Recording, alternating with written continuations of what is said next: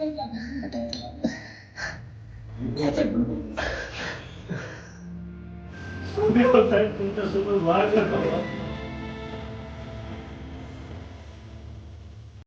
के सबसे पावरफुल नेताओं में से एक, लगातार 6 बार विधानसभा की सीट जीतने वाले, बारामती के बादशाह कहे जाने वाले अजीत पवार का आज बहुत दुखद मोड़ पे अंत हो गया। 28 जनवरी 2026 सुबह के लगभग 8:45 पर अजीत पवार मुंबई से बारामती आ रहे थे कुछ चुनावी रैलियों के लिए कि तभी लैंडिंग के दौरान विमान ने अपना नियंत्रण खो दिया और उनका प्राइवेट जेट क्रैश हो गया, जिसके अंदर लगभग अभी बताया जा रहा है 6 लोगों की मौके पर जान चली गई। यह हादसा बारामती में निजी एयर स्ट्रिप के पास हुआ था। जिस विमान में अजीत पवार सवार थे वह एक लर्जेट 45XR चार्टर्ड प्लेन था। क्रैश होने के बाद दोस्तों इसके अंदर कोई भी नहीं बच पाया। जितने भी लोग थे उन सबकी जान चली गई, जिसमें बताया जा रहा है महाराष्ट्र के डिप्टी सीएम अजीत पवार थे और साथ में उनके 2 पायलट और को पायलट थे और उसके साथ ही अजीत पवार के 2 सुरक्षा गार्ड भी थे और एक क्रू मेंबर था।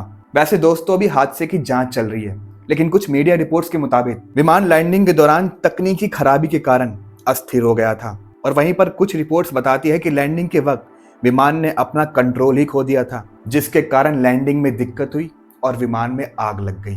और साथ ही कुछ रिपोर्ट्स में यह भी बताया जा रहा है कि बारामती में एयर स्ट्रिप पे प्लेन ने इमरजेंसी लैंडिंग करनी चाहिए, लेकिन वो असफल रहा। डीजीसीए और air accident investigation board flight data report खंगालकर पूरी तरह से जांच कर रही है, जिससे सही वजह पता चलेगी। मैं आपको ये बात बताना चाहता हूं दोस्तों कि अजीत पवार एक बहुत ही बड़े, एक बहुत ही पावरफुल महाराष्ट्र के नेता थे और वो लगातार 1991 से लेकर 2024 तक कोई भी चुनाव नहीं हारे थे, सारे चुनाव जीत चुके थे, जिसके कारण उनका दबदबा पूरे महाराष्ट्र में गूंज रहा था। और वो जितने भी चुनाव जीते थे वो सब के सब बारामती में ही जीते थे, इसलिए लोग उन्हें बारामती के बादशाह के तौर पर कहकर बुलाते थे। जिसमें से मैं अगर आपको बताऊं तो 1991, 1999, 2004, 2009, 2014, 2019 और 2024 सारे ही चुनाव में उन्होंने जीत हासिल की थी।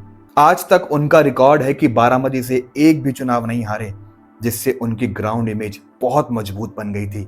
इसके बाद भी दोस्तों कई बार अजीत पवार महाराष्ट्र के मंत्री और उप मंत्री रह चुके हैं और अपनी ताकत साबित कर चुके हैं, जिसमें कृषि, जल संसाधन, वित्त और गृह जैसे महत्वपूर्ण विभागों का दायरा रहा, जिसमें उनकी भागीदारी थी। और महाराष्ट्र के उप मंत्री पद पर लगभग 5 बार रह चुके थे, जिससे उन्हें सत्ता का खिलाड़ी और उप मंत्री चुनने वाला नेता की पहचान बनी।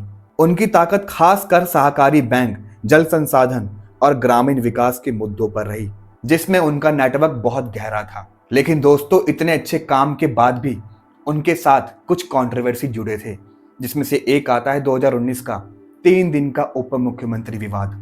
2019 के विधानसभा के चुनाव के बाद एनसीपी ने शुरू में शिवसेना कांग्रेस के साथ गठबंधन किया था और बीजेपी एक्शन शिंदे को बाहर करने की कोशिश की थी, लेकिन 23 नवंबर 2019 को अजीत पवार ने और बीजेपी ने रातों रात गठबंधन कर दिया और देवेंद्र फडणवीस को मुख्यमंत्री बना दिया और अजीत पवार उप मुख्यमंत्री बन गए। लेकिन इसके बाद होता क्या है, शरद पवार ने अजीत को एनसीपी का अध्यक्ष नहीं माना और कहा कि ये गैर कानूनी सरकार है। और उसके बाद हुआ क्या, 3 दिन बाद फडणवीस और अजीत पवार ने अपना इस्तीफा दे दिया। इसलिए दोस्तों इस घटना को 3 दिन की सरकार और अजीत पवार का माइंड गेम भी कहा जाता है। बट दोस्तों 28 जनवरी 2026 को अजीत पवार का प्लेन बारामती के एयरपोर्ट पे क्रैश हो जाता है। हादसे के बाद विमान बारामती एयर स्ट्रिप के पास दूर तक फैले मलबे में तब्दील हो गया। वीडियोज और फुटेज में दिख रहा है कि पूरा प्लेन जलकर खाक हो गया और दूर तक धुआं धुआं दिख रहा था। राजनीतिक और प्रशासन अधिकारियों के अलावा अजीत पवार के फैमिली मेंबर्स भी उस घटना स्थल पर पहुंचे थे और अपना शोक जताया था।